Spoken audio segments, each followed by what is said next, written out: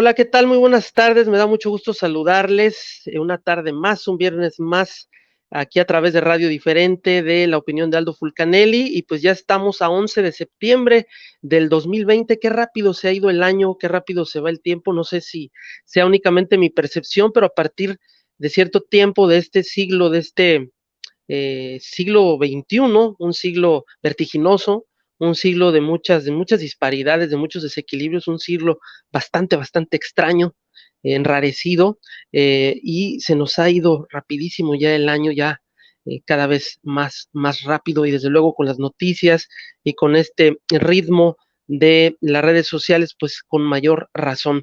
Esta tarde les voy a platicar acerca de lo que yo considero atentados contra el intelecto. Vamos a empezar hablando primeramente qué es el intelecto para estar en la misma sintonía.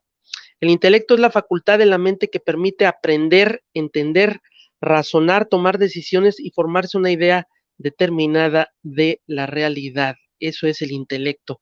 ¿Por qué digo que se cometen atentados o crímenes contra el intelecto? Porque pues nuestros intelectos, nuestras mentes, nuestra capacidad de opinión, nuestra opinión es inducida de muchas formas a través de los medios, a través del consumismo que conocemos, a través de la televisión, de esta cultura, insisto, del consumo, y voy a enumerar cuáles son esos crímenes que yo considero que todos los días suceden frente a nuestros ojos y nadie o casi nadie dice nada.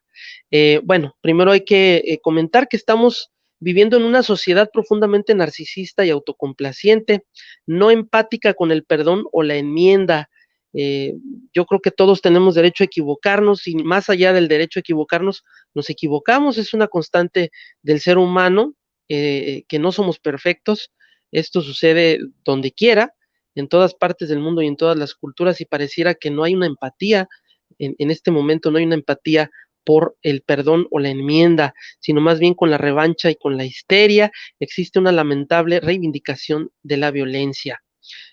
Dicho lo anterior, quiero hablarles del lenguaje inclusivo. Vamos a platicar del lenguaje inclusivo. Este es un tema que causa mucha controversia, pero que no podemos rechazar la controversia si es con afanes de intercambiar, de dialogar, aún con los que no piensan igual que nosotros. Yo creo que esa es la base del diálogo, precisamente tender puentes con los otros, con quienes no piensan igual que nosotros y verificar cuáles son sus puntos de vista.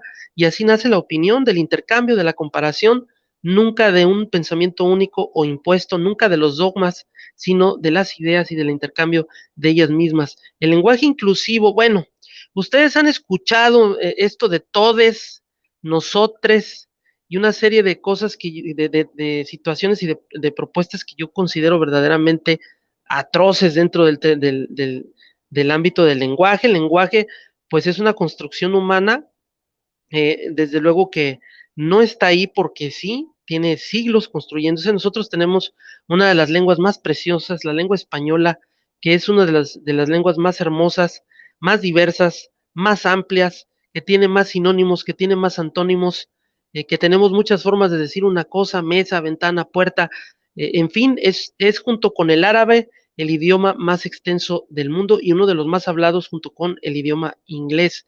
Tenemos una lengua preciosa que no conocemos, que además contra la cual también atentamos, que escribimos en las redes sociales. Yo veo a veces y me dan ganas de llorar de ver cómo se distorsiona el idioma, la lengua, en este caso la lengua escrita, cómo hay gente que escribe una palabra y un punto, una palabra y un punto, sin acentos, confunden los acentos.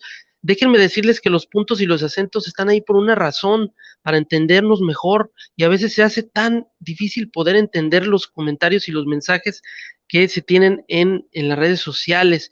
Y bueno, yo creo que antes de tratar de cambiar el lenguaje y de agregarle una E a las palabras, pues primero hay que conocer el lenguaje.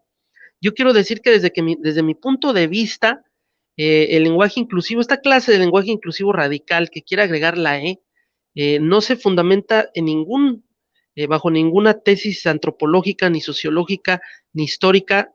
Quiero decir que esto del lenguaje inclusivo tiene desde los años 70, son posturas, son posiciones ideológicas.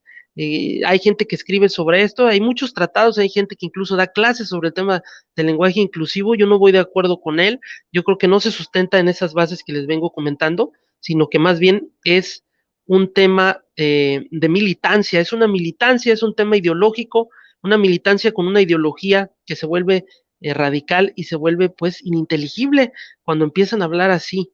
Yo más bien estoy de acuerdo con la tolerancia, estoy de acuerdo con, en este caso, el no radicalizar posturas, el no estereotipar, el no agredir a los otros en razón de sexo, ni mucho menos. Yo voy con la postura de la Organización de las Naciones Unidas y a continuación les explico cómo ve el lenguaje inclusivo la ONU. Bueno, la ONU lo ve desde tres perspectivas al género. Primero que nada, al género desde el punto de vista gramatical, esto es, de la utilidad de los adjetivos, de los sustantivos, de los artículos, él, ella, ellos, etcétera. En segunda parte, el género como una construcción sociocultural. Esto significa que el género es una construcción de la sociedad y de la cultura en base a un tiempo, un siglo, costumbres, roles, etcétera. Esa es la construcción del género sociocultural. Y en tercer punto, el género biológico, es decir, lo que nos distingue a hombres y mujeres por nuestra biología, por nuestra constitución biológica, nuestro cuerpo y cómo éste funciona a sí mismo. Esas son las tres categorías de cómo la ONU ve al género. Yo voy de acuerdo con ellas, me parecen muy equilibradas, pero no concuerda con este tema de agregar una a las palabras. Yo no creo que agregando una podamos ser más tolerantes de ninguna manera. Esto sería pensar que, imagínense ustedes una casa que se está cayendo y ustedes van a empezar por la fachada, van a empezar, o sea, vamos a resolver el problema de la casa desde los cimientos. Tenemos que atender ese tema, pero la postura me parece francamente que no concuerda ni con el sentido común, incluso ni con la lógica pura, por lo cual yo no concuerdo con el lenguaje inclusivo, con este tipo de lenguaje inclusivo de agregar la quien quiera hacerlo, decirlo adelante, pero me parece que hay colectivos radicales que quieren imponer el uso de la y yo no voy de acuerdo con esto. Ellos dicen que no van de acuerdo con el patriarcado, con esto y con lo otro, pero por otro lado se muestran muy dogmáticos al intentar imponer cómo a través de la imposición se puede luchar contra el dogma. Esto es una contradicción muy grande. Cada quien puede hablar como lo considere siempre y cuando respetemos a los demás. Y yo creo que el lenguaje español es lo sumamente diverso, lo sumamente hermoso, lo sumamente bello para poderlo utilizar sin denostar al otro, sin ninguna clase de discriminación. Y yo les recomiendo que se metan a la página de la ONU en la parte del lenguaje inclusivo y vean cómo hay perfectamente maneras de cómo utilizar el lenguaje sin discriminar, sin necesidad de agregar la ni mucho menos.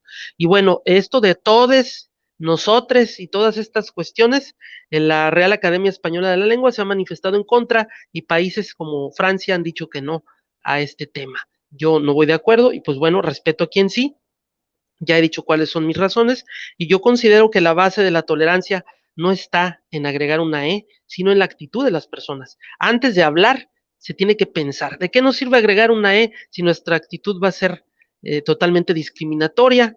No se vale, no tiene nada que ver. Entonces, yo pienso que tenemos que atender al pensamiento, tenemos que atender al pensamiento, tenemos que hablar de educarnos para la paz, de educarnos para la tolerancia, pensar en las consecuencias de un pensamiento, de una palabra mal dicha, y hay algo que se llama sentido común, que yo creo que de los sentidos, mis queridos amigos, el que es el que menos utilizamos hoy día, en pleno siglo XXI, el siglo de las redes, el siglo de las comunicaciones.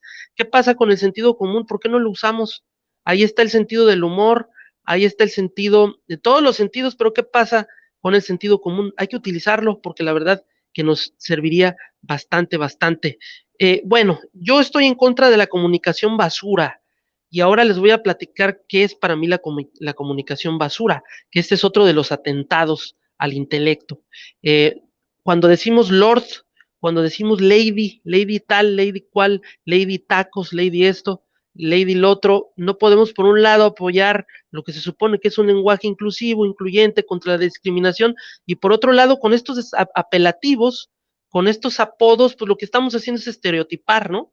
Entonces, pues bueno, esto del Lord Lady, muchos les parece risible, le aplauden, le dicen, aplauden y se ríen, y por otro lado piden inclusión. Pues yo no voy de acuerdo con estereotipar así. Los descalificativos son infames de cualquier manera. Hay una clase de humor que es infame, el humor sexista, el humor homofóbico, contra el cual no voy de acuerdo desde luego, para nada. Entonces, acuérdense, comunicación basura, Lord Tacos, Lady esto, Lady lo otro, Lord Montajes, todos estos apelativos que son modas y que van a pasar. Pareciera que existe una necesidad enfermiza, amigos, de categorizar, de estereotipar, insisto. Los memes, ahí les va otro tema, los memes, nefastos memes que no educan, que no informan, que no promueven la comunicación, sino más bien la polarización, las fake news a través del clasismo y los descalificativos. La cultura del meme nos está invadiendo. Yo conozco personas que al momento de platicar te contestan todo, contestan con un meme. No pueden hablar, no pueden intercambiar sus puntos de vista y el problema es que hoy vivimos una terrible polarización política donde parece que hay dos grupos y esos dos grupos se atacan con memes.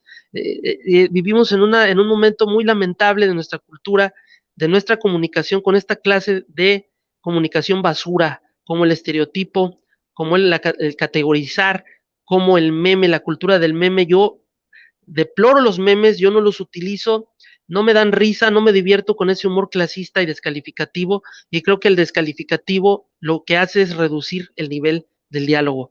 En escuelas, centros educativos, grupos, asociaciones, fundaciones, debemos recomendar la no utilización de los memes, desde mi punto de vista. Desde luego que respeto a quien no sea así.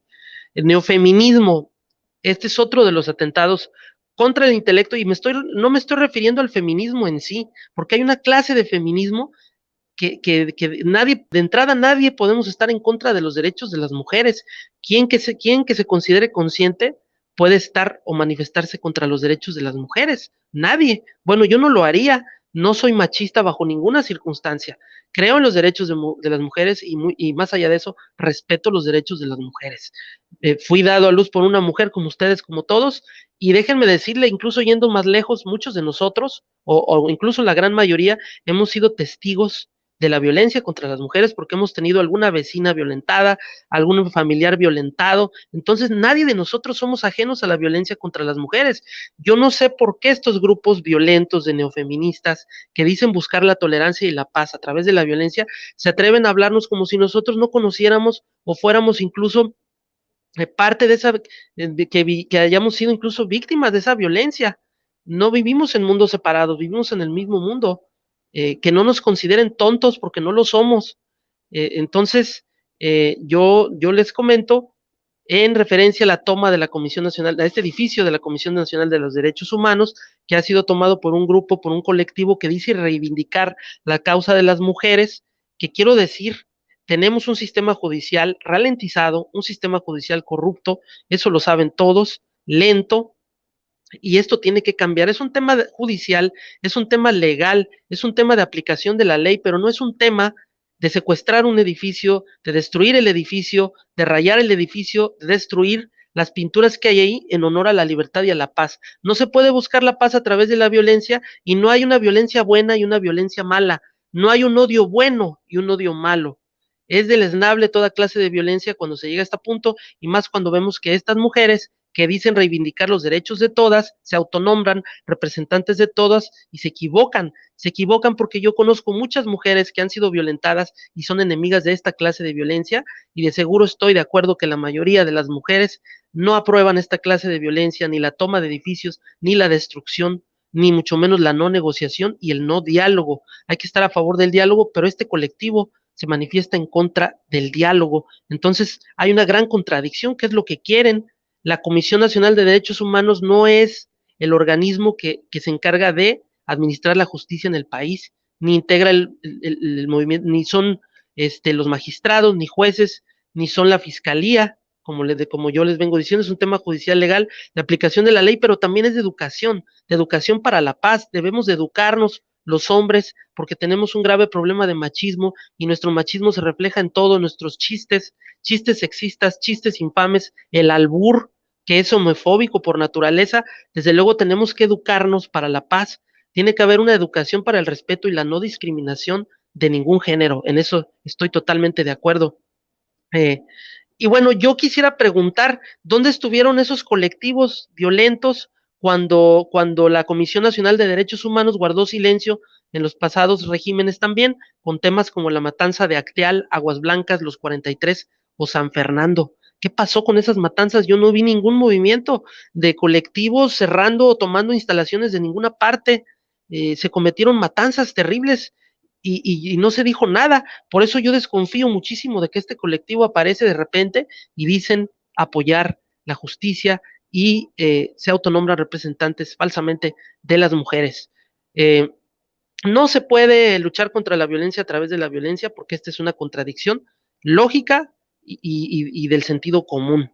Ya lo dije, es un sistema judicial ralentizado e insuficiente que debe de cambiar, debe legislarse e, insisto, debe educarse para la paz. Es así y no decapitando a todos los hombres o considerando que todos nosotros somos malos por naturaleza. Es prevención.